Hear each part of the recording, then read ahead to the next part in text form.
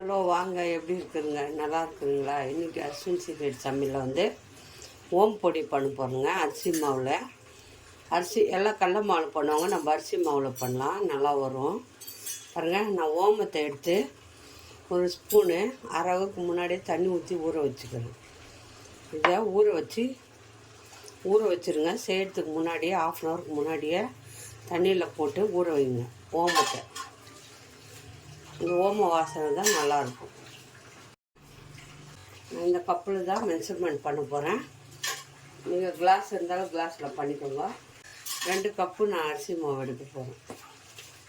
வீட்டில் அரைச்ச மாவு தான் பாருங்கள். 2 கப்பு அரிசி மாவு. அதுலேயே பாருங்கள், 2 கப்பு அரிசி மாவு எடுத்துருக்குறோம். வீட்டில் அரைச்ச மாவு பாருங்கள், அரிசி மாவு. அது கூட அரை கப்பு பொட்டுக்கடலை. இந்த பொட்டுக்கடலையை வந்து நம்ம மிக்சியில் போட்டு நைஸாக பவுடரை அடிச்சுக்கலாம். பாருங்கள், ஒரு ஜல்லடை வச்சுக்கோங்க. ஜல்லடையில் களியை நம்ம பொடியாக நைஸாக பண்ணினோன்ட்டோம், அதை ஜெலிச்சுக்கணும். நல்லா அரைச்சிட்டு குறுனாக இருக்கும், அதெல்லாம் நம்ம அதுக்காக ஜெலிச்சுக்கணும். கடல மாவை வந்து நம்ம ஜெலிச்சிட்டோம். இதை நல்லா மிக்ஸ் பண்ணுறேங்க. கடல மாவும் அரிசி மாவும் நல்லா மிக்ஸ் பண்ணுங்க. சோம்பு பொடி போடுறோம் இல்லையா, ரொம்ப நல்லாயிருக்கும். கடல மாவில் போடுறது பதில் அரிசி மாவில் போடுங்க, டேஸ்டியாக இருக்கும். உடம்புக்கும் ஹெல்த்தியானது கடல மாவை விட அரிசி மாவு தான். மிக்ஸ் பண்ணிவிடுங்க. மிக்ஸ் பண்ணிட்டு என்னென்ன போடுறதுன்னு சொல்லிட்டு கொஞ்சம் மஞ்சள் கலர் வரத்துக்காக கொஞ்சம் மஞ்சள்தூள். நம்ம கடல மாவில் பண்ணல இல்லையா, கலர் வராது, அதுக்காக ஒரு அரை ஸ்பூன் மஞ்சள்தூள். பெருங்காயம் போட்டுக்கோங்க. பெருங்காயம் தான் நல்லாயிருக்கும், நிறைய பெருங்காயம். காரத்துக்கு நீங்கள் காரம் வேணும்னா அப்படி செய்யலாம். காரம் வேணுமானா தான் காரம் போட்டுக்கோங்க. தனி மிளகாத்தூள் 1 ஸ்பூன். தேவைக்கு மாவு, சால்ட்டு. ஓமம் வந்து ஊற வச்சுக்கிறோம் இல்லையா, ஓமத்தை ஊற வச்சுக்கிறோம். அதை நல்லா அப்படி பிசுக்கிடுங்க, அப்படியே ஊற்றிடாதுங்க. நல்லா இந்த டேஸ்ட்டு வாசனை எல்லாம் இறங்கிடுது. நல்லா இப்படி பண்ணிவிட்டு ஃபில்டரில் ஊற்றி வடிகட்டிடுவோம். இதை நல்லா மிக்ஸ் பண்ணிவிடுங்க.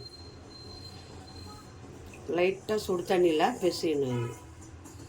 கை பொறுக்கிற அளவுக்கு சுடு தண்ணியை வச்சுட்டு அதை அப்படியே பிசைஞ்சுக்கணும். கை பொறுக்கிற சுடு தண்ணி எடுத்துன்னு வந்துட்டேன். அதை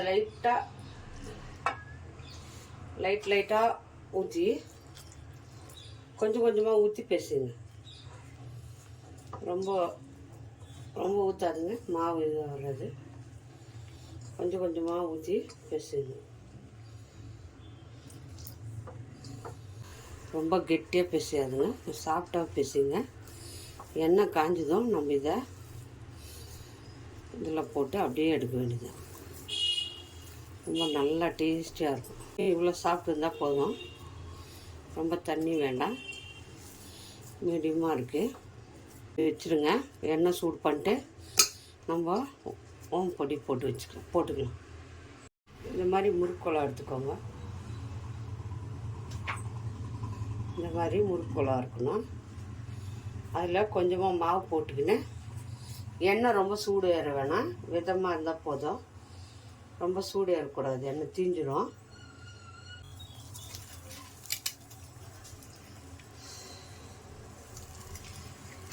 அப்படியே புளிஞ்சு அப்படியே விட்டுருங்க.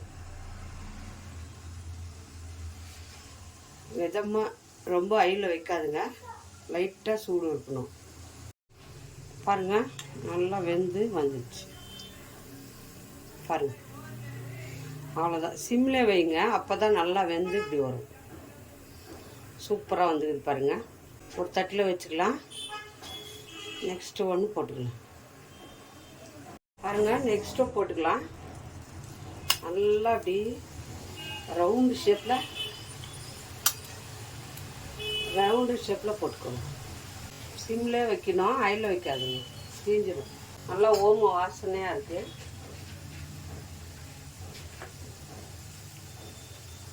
இருக்குது பாருங்கள். எல்லாம் சூப்பராக வந்திருக்கு பாருங்கள். நல்லா மொறு மொறுன்னு பார்த்தீங்களா. அரிசி மாவில் செய்கிறது கூட ரொம்ப நல்லாயிருக்கும். ட்ரை பண்ணுங்கள் வீட்டில். சூப்பராக வந்துங்க பாருங்கள், நல்லாயிருக்கு. இதே போல் சிம்பிளாக குயிக்காக பண்ணலாம்.